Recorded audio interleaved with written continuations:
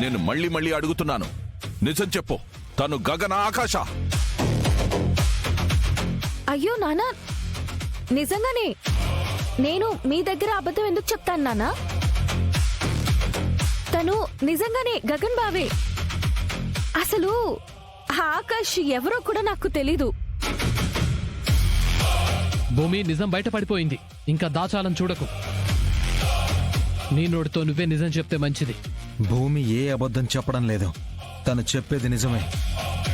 తను మా గగన్ అన్నయ్యే. నువ్వు కొడైకెనాల్లో డాన్స్ చేసింది అది కూడా గగన్తోనేనా? అవును నాన్న.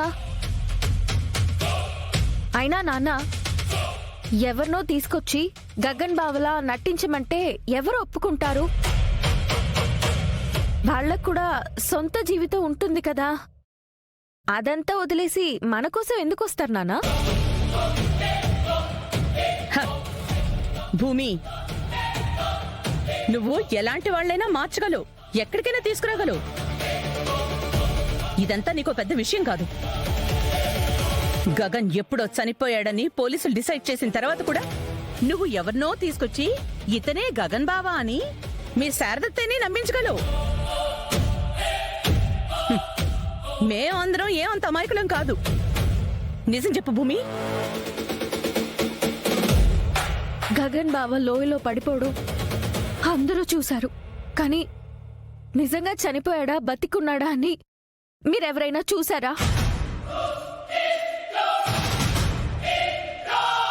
చూడలేదు కదా. నేను చెప్తున్నాను, నాకు తెలుసు. నా మనస్సాక్షికి కూడా తెలుసు తను గగన్ బావే.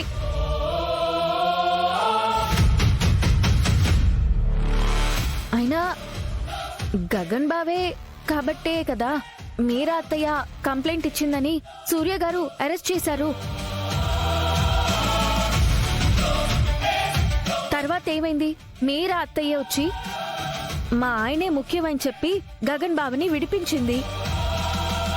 లేకపోతే ఎవరినో ఆకాష్ని మీరెందుకు అరెస్ట్ చేస్తారు సూర్య గారు? భూమి, నాకంతా తెలుసు. మీరా తనంతట తాను వెళ్లి కేసు వెనక్కి తీసుకోలేదు.